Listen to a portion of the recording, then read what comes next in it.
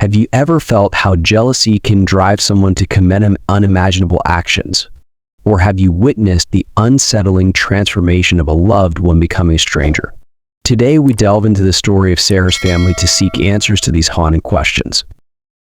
In the tranquil town of Evergrove, life seemed like a page out of a storybook. The town, with its neatly arranged cottages surrounded by vibrant flower gardens, exuded an air of perfection. Fields of lush green grass stretched endlessly toward the horizon, swaying gently under the caress of the breeze. A sweet symphony of birdsong filled the crisp morning air, creating a serene backdrop for the lives of its inhabitants.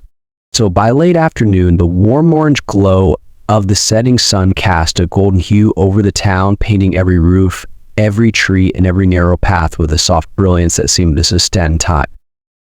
It was here, amidst this idyllic setting, that Sarah and Jack became the embodiment of an ideal family. Jack, a devoted single father, had poured his heart and soul into raising his young daughter, Emma, after his difficult divorce from Lisa. Jack was the kind of man who found joy in life's smallest details, ensuring that every dinner was a feast, not just for the body but for the heart, and every weekend was a chance to create memories under the open sky. When Sarah entered their lives, she was not merely a spark of love rekindling Jack's heart, she was a catalyst for the birth of a new family. Sarah's gentle demeanor and natural warmth quickly bridged the gap left by Emma's estranged mother. She became the loving maternal figure Emma had always dreamed of, weaving herself seamlessly into their lives with kindness and care. Sarah made it her mission to cultivate moments of connection and joy. She treasured the little rituals that bonded them as a family, cozy dinners with Jack's delicious meals, weekend outings to the countryside, and quiet mornings watching the sun rise over steaming cups of tea. The smell of freshly baked bread would waft through their small, sunny kitchen as Sarah and Emma giggled while kneading dough together. In those early days, Emma was shy and hesitant, as if afraid to trust this new presence in her life. One day, after dinner, Emma finally asked the question that had been on her mind. "Mom, Sarah, why do you want to stay with Dad and me?" The room fell silent for a moment as Sarah gathered her thoughts. Then she gently took Emma's small hands and replied, "Because I want to be part of your family." It was a simple answer, but the sincerity in Sarah's voice spoke volumes. From that moment, a bond began to form, a bridge built on trust, love, and the promise of belonging. Their weekends became an enchanting escape into nature. Jack would lead the way as they ventured into the verdant woods on the outskirts of Evergrove. Towering trees formed a canopy overhead, their leaves filtering sunlight into dappled patterns on the forest floor.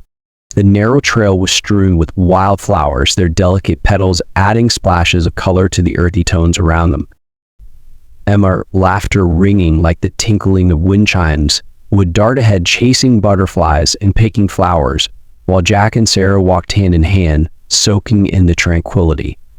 The forest echoed with the joyful sounds of a child's giggles and the rhythmic crunch of their footsteps, a melody that could rival the sweetest of songs. So in the evenings, their little family would gather on the porch, watching as the sun dipped below the horizon. The golden fields stretched endlessly before them, their tips glowing faintly in the dying light. Sarah often brewed tea, the aroma of herbs mingling with the cool dusk air. Emma would sit cross-legged, a leaf or two in her hands, whispering, "I love our family the most." Her words were a balm to Sarah's heart, a reassurance that she was doing something right. As night fell, the warmth of their home wrapped around them like a comforting blanket. The crackling fire in the hearth filled the room with its soft glow, its dancing flames casting playful shadows on the walls. Sarah would lean against Jack, her hands cupping a mug of steaming cocoa, the sweet scent mingling with the woody aroma of the fire. Emma, nestled on a soft rug in front of them, would look up with her wide, innocent eyes as they shared stories of their day. Jack would recall the funny mishaps of his cooking experiments, Sarah talk about her latest attempt at growing flowers in the garden, and Emma would excitedly share her school adventures. Their voices rose and fell, a harmonious blend of tones punctuated by bursts of laughter. It was in these moments, surrounded by the glow of the fire, the warmth of their love, and the gentle hum of life outside that they found a haven actual. These evenings were not just ordinary family times, they were a mosaic of precious memories, a tapestry of life stitched together with love, laughter, and the unspoken promise of tomorrow. The town of Evergrove, with its timeless charm, bore witness to the lives unfolding within its borders. So as the soft murmur of the wind through the trees, the distant chirping of crickets, and the occasional rustling of leaves added an almost magical quality to the stillness of the night. In this haven, Sarah, Jack, and Emma were more than just a family. They were a story of love, resilience, and the fragile beauty of second chances. But even amidst this serene perfection, shadows lingered on the horizon, subtle but undeniable. The happiness they shared, though genuine, was precariously balanced. The past, with its unresolved pain and buried secrets, threatened to resurface. For now, however, they held on to each other, savoring the fleeting beauty of the present, unaware of the storm that loomed just beyond their idyllic existence. So, I tried making apple pie today, just like how Grandma used to teach, Sarah said. Her voice carried her playful lilt as her lips curled into a small smile. She glanced toward Jack, her eyes twinkling with amusement. Jack leaned back in his chair, feigning mock curiosity. "If it's your pie, it must be incredible.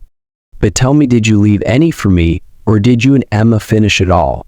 His teasing tone filled the room, drawing laughter from both Sarah and Emma. The three of them burst into peals of laughter, their voices weaving together in the cozy warmth of their small home. As the sound echoed through the space, filling every corner with an infectious joy that seemed to chase away any lingering worries. The flickering light from the hearth cast soft shadows on the walls, and the rich aroma of baking still lingered faintly in the air. As Sarah laughed along with them, her mind wandered to the early days of her life with Jack and Emma. Back then, everything had felt so fragile, as if she were stepping on a tightrope, balancing between hope and uncertainty. Emma, still reeling from the changes in her young life, had kept her distance. The girl's guarded eyes, wary and cautious, seemed to question every move Sarah made. But those same eyes, Sarah recalled, had ignited a quiet determination within her resolve to prove her love and devotion to this family. She had started small, with gestures so subtle they might have gone unnoticed, tying Emma's hair each morning before school, brushing it into neat braids that framed her cherubic face, sitting beside her as they painted colorful scenes of forests and animals, and asking her about her dreams, those secret aspirations she held close to her heart. Over time, Emma began to soften like winter snow melting under the first warm rays of spring. She started sharing her dreams of becoming an artist, of filling blank canvases with vibrant hues and breathtaking landscapes. Sarah listened intently, hanging on to every word as if they were precious treasures. "But you can do anything you set your mind to, Emma," Sarah had said one evening, her voice steady with encouragement. "Your art is a gift, and I know the world will love it as much as I do." And Emma, for the first time in a long while, had smiled a smile that reached her eyes, brimming with a sense of belonging. Outside, the world mirrored the beauty of their growing bond. On sunny days, the family would venture out into the open fields near their home. The fields stretched endlessly, dotted with wildflowers swaying in the gentle breeze. So sunlight filtered through the canopy of scattered trees, creating dappled patterns on the ground like nature's own watercolor masterpiece. Emma's laughter rang out as she dashed across the grass, her arms outstretched, her spirit untamed. Occasionally she would turn and grab Sarah's hand, pulling her into the joy of her youthful escapades. The child's boundless energy was infectious, drawing Sarah into moments of pure, unadulterated delight. From a distance, Jack stood watching, his hands in his pockets, a soft smile tugging at his lips. In that moment, as he observed the two people he cherished most in the world, an overwhelming sense of peace washed over him. It wasn't the kind of peace that came from silence or solitude, it was the kind that settled deep in one's heart, born from the realization that, despite life's trials, he had found something irreplaceable, a family. Morning in their home brought its own kind of magic. As the first rays of sunlight filtered through the window, the kitchen came alive with golden light. Sarah, already at work, prepared breakfast, filling the space with the comforting aroma of freshly baked bread and brewing coffee. Emma would perch at the table, her legs swinging rhythmically, her wide eyes fixed on Sarah with a look of admiration she couldn't quite hide. "Mom, Sarah," she asked one morning, her voice small but eager, "do you think I can paint a picture of us? Our family?" Sarah paused, her heart swelling with affection. She knelt beside Emma, her fingers gently tucking a stray lock of hair behind the girl's ear. "I don't just think you can, sweetheart," she replied. "I know it will be the most beautiful painting I've ever seen." Their days were filled with such moments, simple, heartfelt exchanges that stitched their lives together like threads in a tapestry. Yet beneath the surface, a shadow loomed, subtle but insistent, like the distant rumble of a coming storm. The world outside their little haven carried on, oblivious to the quiet bliss of the family within. Just somewhere, unseen and inevitable, forces were shifting. For now, Sarah, Jack, and Emma remained blissfully unaware, savoring each fleeting moment. Yet change was on the horizon, a change that would challenge everything they held dear. For now, though, they laughed, loved, and lived. And in those precious moments, they found fragile, fleeting perfection, unaware that it could all too easily be shattered. That February night, the sky stretched above like an endless shroud of black velvet, suffocating the stars and leaving the world below in a haunting gloom. As the winds tore through the fields, their sharp gusts making the skeletal branches of barren trees sway and groan, producing eerie, creaking sounds that reverberated across the desolate landscape. The moon, solitary and pale, cast its ghostly light upon the small house's front door, where the dim glow of the hearth inside barely managed to push back the suffocating darkness surrounding it. Inside, Sarah lay in a restless sleep, her body twitching as fleeting nightmares invaded her mind. These fragmented dreams left her uneasy, as if warning her of something amiss.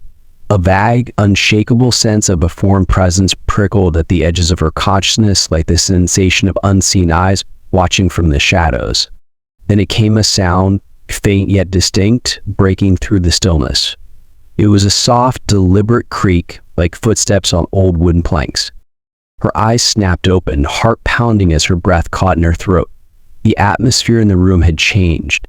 Though what had been a cozy sanctuary, bathed in the gentle glow of the bedside lamp, now felt suffocatingly cold. The air seemed heavy, laden with an unnatural chill that slithered through the room like an invisible serpent, brushing against her skin and sending shivers racing down her spine. She sat up, her movements slow and cautious, her feet touching the icy wooden floor. So the sudden contact made her flinch, but it wasn't the cold that truly unsettled her, it was the oppressive silence that engulfed the house. A silence so profound that she could hear her own heartbeat hammering in her chest, each thud resonating like a drumbeat in the stillness. Another creak echoed through the air, louder this time, unmistakably coming from the hallway just outside the bedroom. Sarah froze, her ears straining to catch any further sound. Her wide, frightened eyes darted toward the door, the dim light casting distorted shadows across its surface. The shadows seemed to writhe and shift as if alive, feeding her growing sense of dread. "Jack," she whispered, her voice barely audible, trembling with fear. The words seemed to vanish into the suffocating void, as though swallowed by the darkness itself. She turned her head, her gaze falling on Jack. He lay beside her, utterly still, his chest rising and falling with the steady rhythm of deep sleep. The faint, warm light from the bedside lamp illuminated his face, casting soft shadows over his familiar features.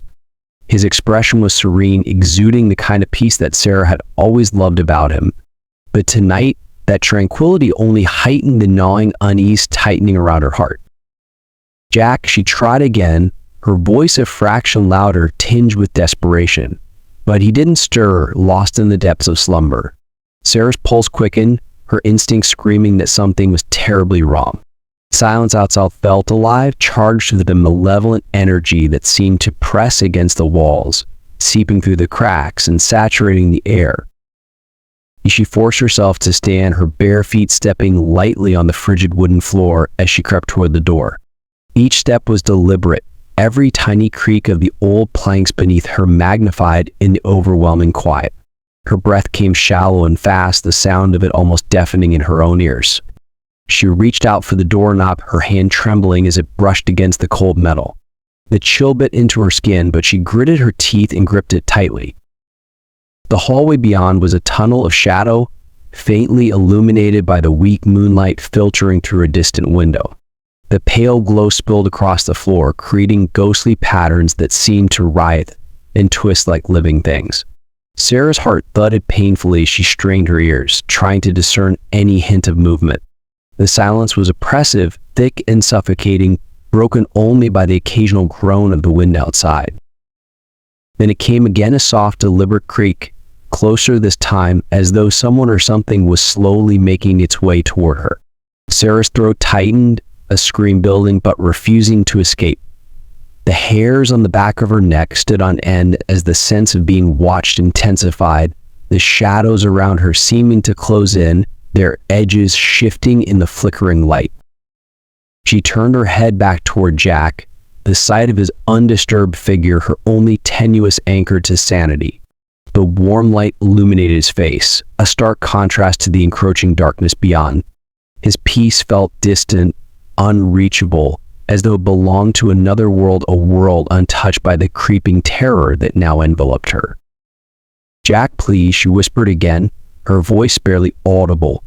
She wanted to shake him awake, to rouse him from his oblivious slumber and share the growing weight of her fear. But she couldn't move, her feet felt rooted to the spot, her hand still clutching the doorknob. The next creak was louder, unmistakably at the far end of the hallway. Whatever it was there. It was real. And her mind raced, a whirlwind of questions and worst-case scenarios. Was it an intruder, a shadow of her imagination, or something far worse, something she couldn't explain? The cold air around her seemed to press closer, its icy grip tightening as though trying to suffocate her resolve. Yet deep inside, a fragile ember of courage flickered, urging her to face whatever lay beyond that door. Sarah inhaled sharply, summoning every ounce of strength she had. Her knuckles whitened as she tightened her grip on the doorknob, ready to confront the unknown. But as she turned the knob, a sound like a whisper drifted through the air, soft, indistinct, yet undeniably there. Her breath caught, and she froze, her heart hammering in her chest like a caged bird desperate for freedom. The hallway beyond seemed to breathe, its shadows alive with an unseen presence. Sarah felt the weight of it bearing down on her, and in that moment, the fragile boundary between reality and nightmare began to blur. She wasn't just afraid, she was terrified, a primal, bone-deep terror that consumed every fiber of her being. And then, everything went silent. Sarah crept toward the door, her every movement slow and deliberate, as if the very air around her had grown heavier, pressing against her like an unseen force.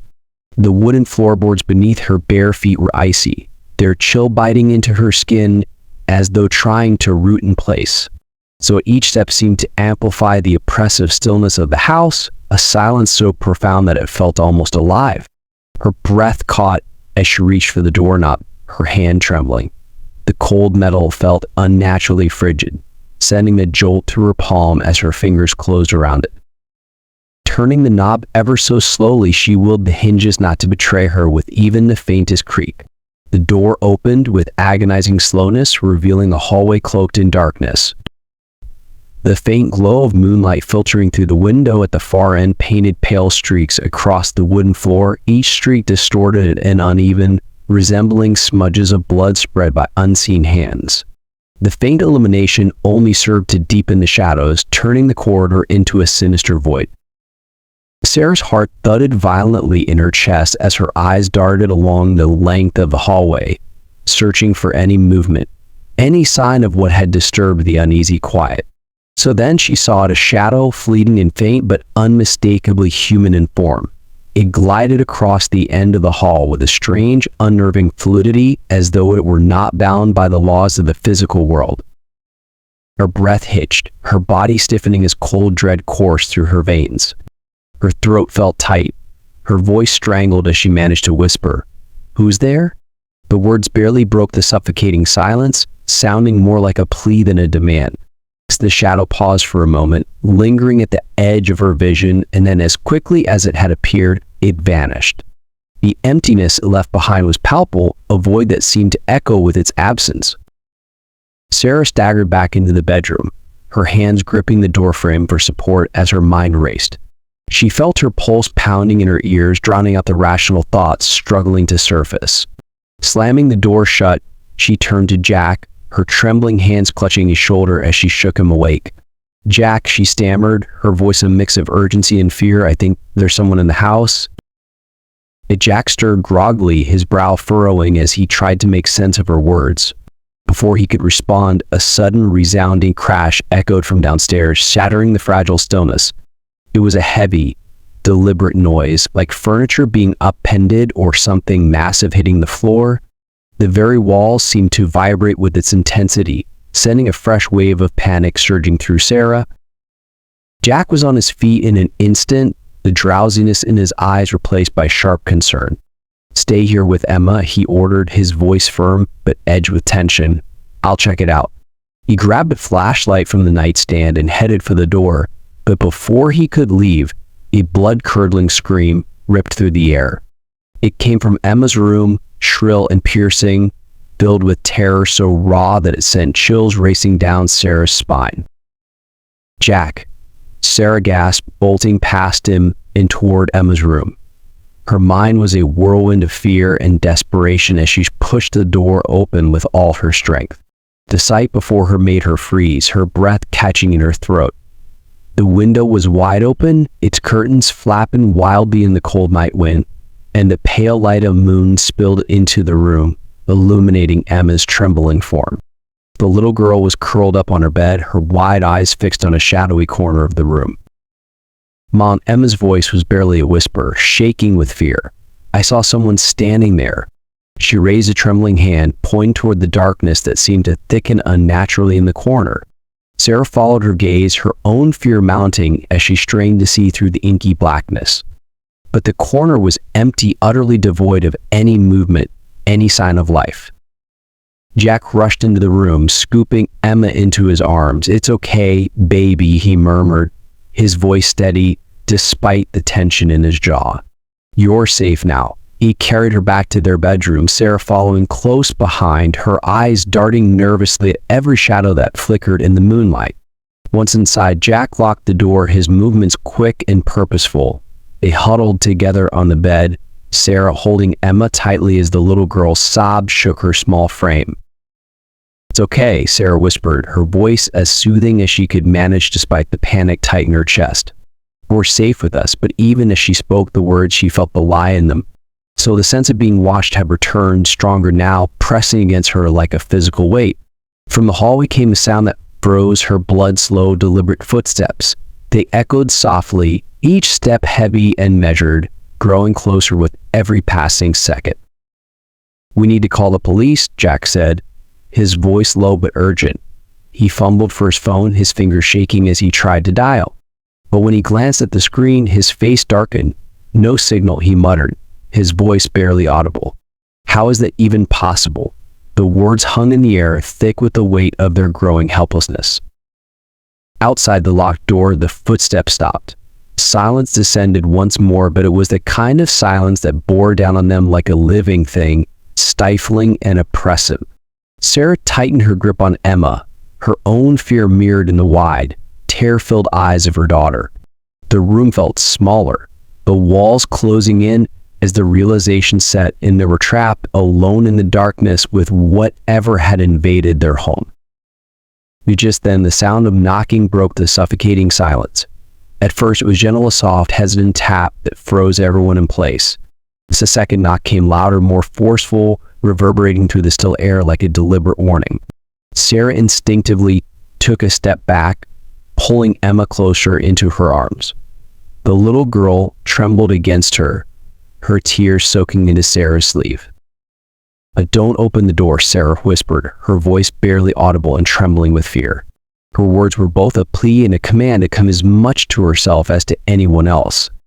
Yet the sensation persisted, an unshakable certainty that someone or something stood just beyond that door, waiting, pressing close, its presence palpable through the thin barrier of wood. Sleep became elusive, her nights plagued by fragmented memories and uneasy dreams. She would wake drenched in sweat, her heart racing, haunted by fleeting images of Jack's lifeless form and the sound of Emma's terrified screams. But more than anything, it was Lisa, Emma's mother, who began to dominate her thoughts. Lisa, whose sudden reappearance in their lives had unsettled everything, and whose equally sudden disappearance left behind an unsettling void. Sarah's mind replayed every encounter with Lisa, scrutinizing her words, her actions, her hollow smiles that never quite reached her eyes. What had she wanted? What had driven her? The answers seemed maddeningly out of reach, yet Sarah couldn't let them go.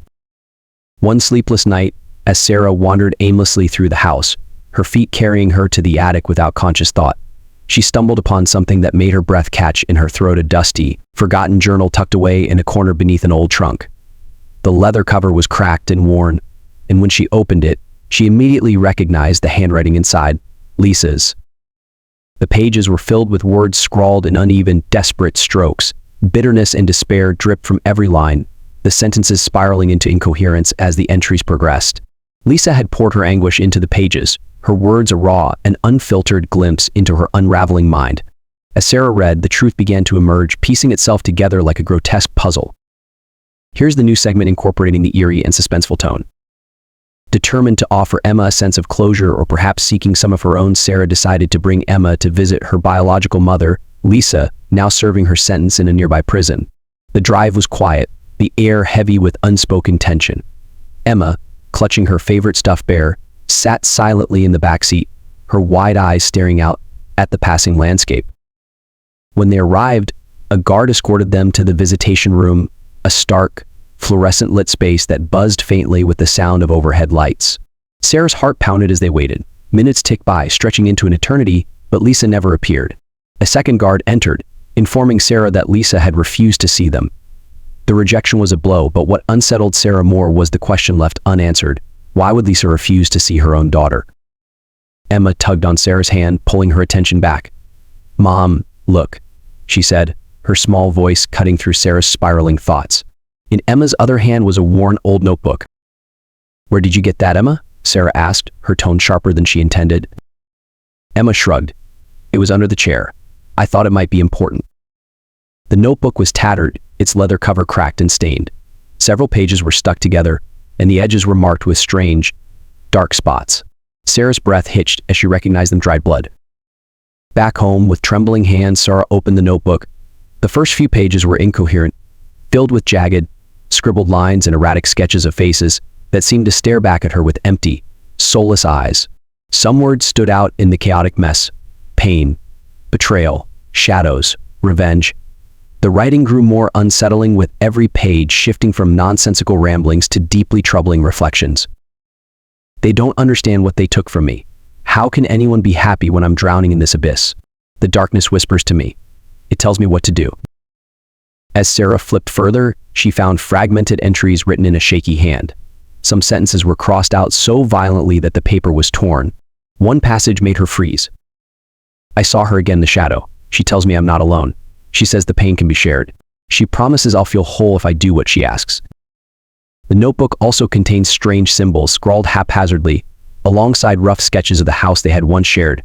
In one drawing, Sarah recognized her own likeness, but her face had been scribbled out, leaving a void where her features should have been. Underneath it, the words "you took everything" were written in bold, angry strokes.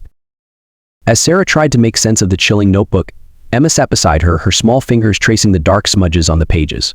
"Mom," Emma said softly, her voice curious rather than fearful, "why are there pictures of our house? And who is that lady in the corner?" Sarah's heart stopped. "What lady, Emma?" "The one with no face," Emma replied, pointing to a particular sketch. In the corner of the page was a shadowy figure, its features vague and undefined, standing by what was unmistakably Emma's bedroom window. Sarah's hands trembled as she closed the notebook, her mind racing. What had Lisa been seeing in her final days of freedom? Had her fractured mind conjured the shadow, or was there something more sinister lurking in the recesses of the past they were trying to leave behind? Determined to understand, Sarah brought the notebook to a psychologist specializing in criminal behavior. The doctor examined the entries carefully, explaining that the writings were indicative of severe psychosis, likely exacerbated by Lisa's depression and feelings of isolation. Lisa was projecting her pain onto the people she perceived as having stolen her happiness, the psychologist explained.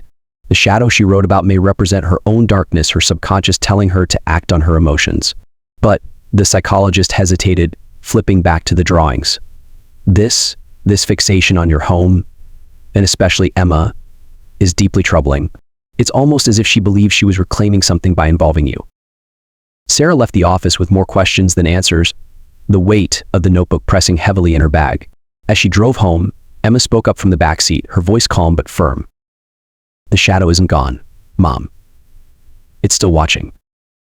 This segment adds layers of mystery and intrigue, delving into Lisa's psychological descent and introducing the eerie presence of the shadow as a lingering force. It builds on the suspense in Sarah's growing realization that the nightmare may not be over, leaving readers eager to uncover what happens next. Here's the expanded and vividly detailed English version of the passage, maintaining the chilling and suspenseful tone. The dusty pages of Lisa's journal revealed a story darker than Sarah could have anticipated. Each line seemed to bleed despair and bitterness, the scrawling letters growing more erratic as the entries progressed. Lisa's battle with severe depression after her divorce from Jack was evident. Her words were steeped in self-doubt, helplessness, and a growing sense of inadequacy.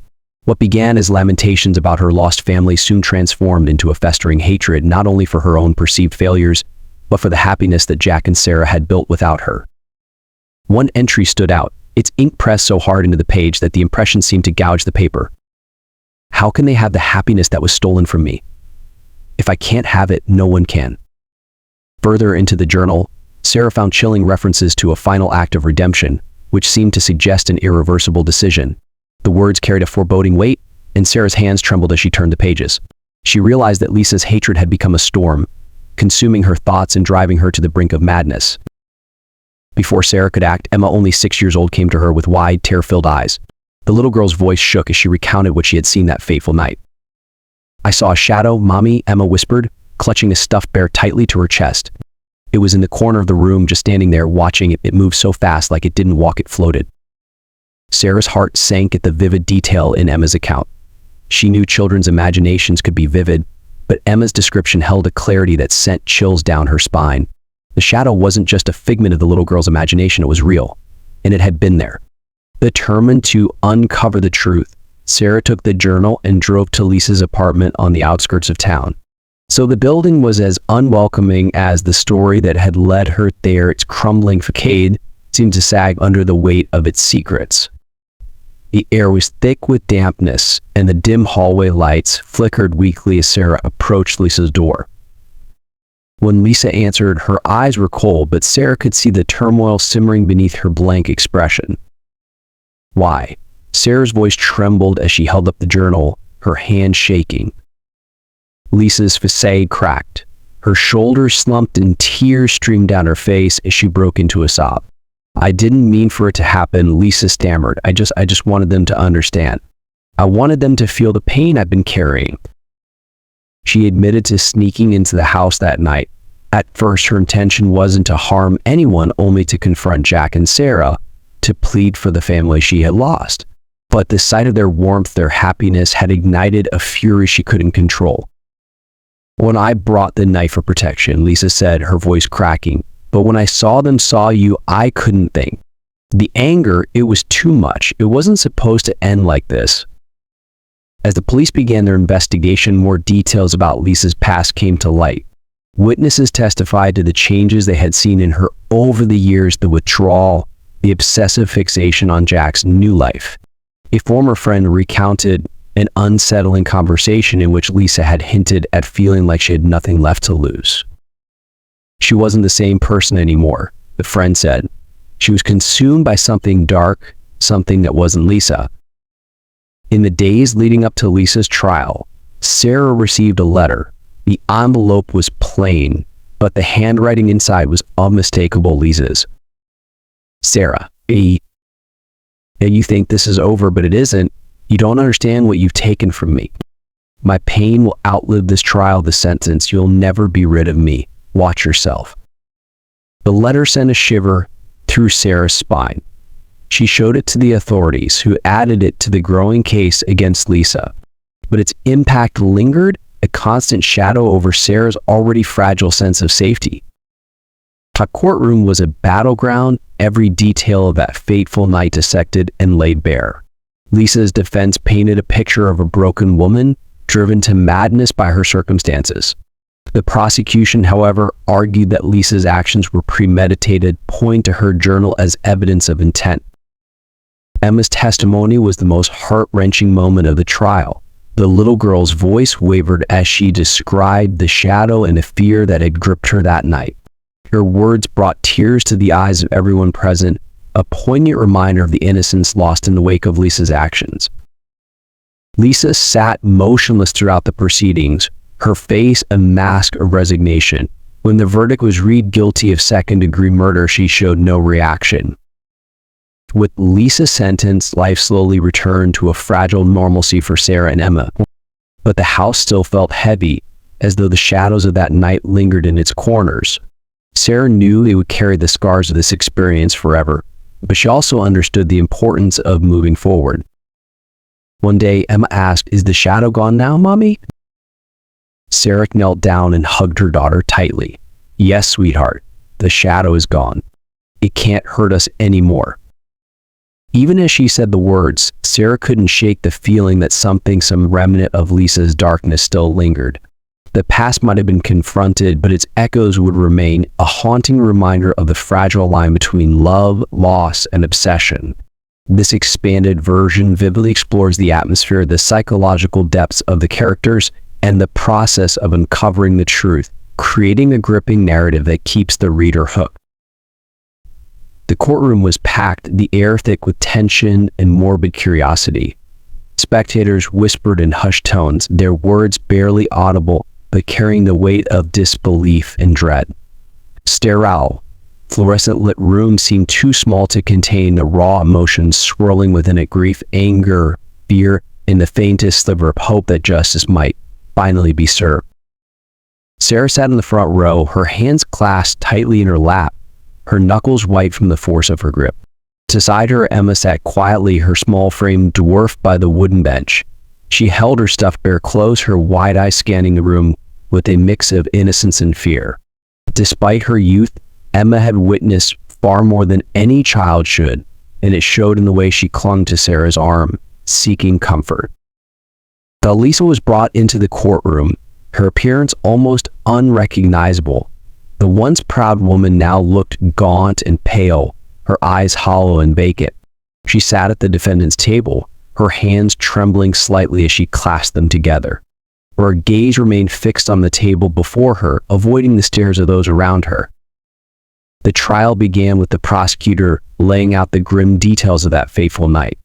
Evidence was presented: Lisa's journal, filled with chilling confessions and disturbing imagery, the testimonies of neighbors who had seen her lurking near the house in the days leading up to the murder, and most heart-wrenchingly, Emma's account of the shadowy figure she had seen in her room. When Emma was called to testify, the courtroom fell silent. The little girl's voice was soft, barely above a whisper, as she recounted what she had seen. "There was a shadow in my room," she said, clutching her bear tightly. "It was watching me. I was so scared." Her innocent words, spoken with such sincerity, brought tears to many eyes. Sarah watched, her heart breaking anew as she saw the weight of the moment pressing down on her daughter. She wanted nothing more than to shield Emma from this pain, but she also knew that her testimony was crucial to ensuring justice. When Lisa took the stand, the courtroom held its collective breath.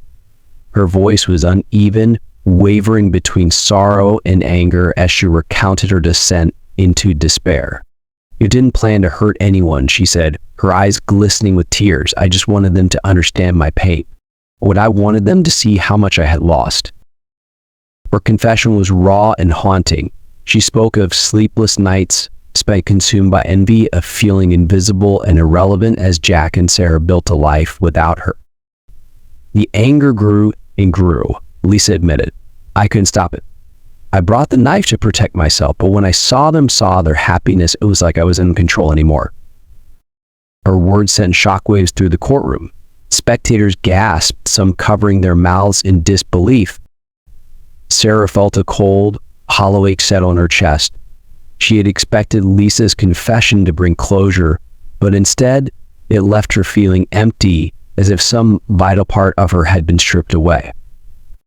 So the jury's verdict guilty of second-degree murder came swiftly, but the sense of relief was fleeting. So Lisa was led away in handcuffs. She turned to Sarah and Emma, her face etched with remorse. "I'm sorry," she murmured, her voice barely audible over the shuffle of feet and the rustle of papers.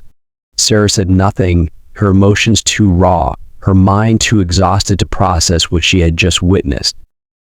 In the days following the trial, Sarah knew that she and Emma could no longer stay in a house that had witnessed so much tragedy. The memories were too heavy, the shadows too present. They packed their belongings and moved to a small apartment in a quieter part of town. It wasn't much, but it was a fresh start, a chance to leave behind the darkness and build something new. Emma, however, struggled to move on. Nightmares plagued her sleep, and she often woke in tears, calling for Sarah. The trauma of that night lingered like a shadow over her young mind, and Sarah realized that Emma needed more help than she could provide on her own. She enrolled Emma in therapy, working with a kind, patient psychologist who specialized in childhood trauma. Slowly, Emma began to open up, her sessions filled with stories of her fears, but also of her hopes for the future. Sarah, too, sought help. She attended support groups for survivors of violence, sharing her story with others who had faced similar horrors. At first, it was excruciating to speak about the events, but over time, she found solace in the understanding and empathy of those around her. Despite the challenges, Sarah was determined to show Emma that life could still be beautiful. She filled their days with simple joys, picnics in the park, afternoons spent painting, and bedtime stories about courage and resilience. Gradually, their laughter returned, tentative at first, but growing stronger with each passing day. There were moments when the weight of the past threatened to overwhelm Sarah. The grief, the guilt, and the lingering fear felt insurmountable at times. But she clung to the promise she had made to Jack to give Emma the life she deserved, full of love and hope. It was that promise, along with the unwavering support of friends and community, that helped Sarah find the strength to keep going. Though the shadows of that night still lingered, Sarah began to see glimpses of light breaking through the darkness. She and Emma planted a small garden outside their apartment, each flower a symbol of the life they were rebuilding. One evening, as they watered the flowers together, Emma looked up at Sarah with a smile. "We're going to be okay, aren't we, Mommy?" Sarah knelt down, pulling Emma into a tight hug. "Yes, sweetheart," she said, her voice steady. "We're going to be just fine." And in that moment, Sarah knew it was true. The road ahead would be long, but they would walk it together, guided by the enduring light of hope. Thank you so much for watching this story. If it touched your heart or inspired you in any way, don't forget to give this video a thumbs up and share it with your friends and family. And if you want to hear more stories like this, make sure to hit that subscribe button and turn on the notification bell so you never miss an update from us. Your support helps us continue creating meaningful content, and together we can spread positivity and inspiration to even more people. Let's build a community where kindness and compassion are celebrated. Join us and let's make the world a better place, one story at a time.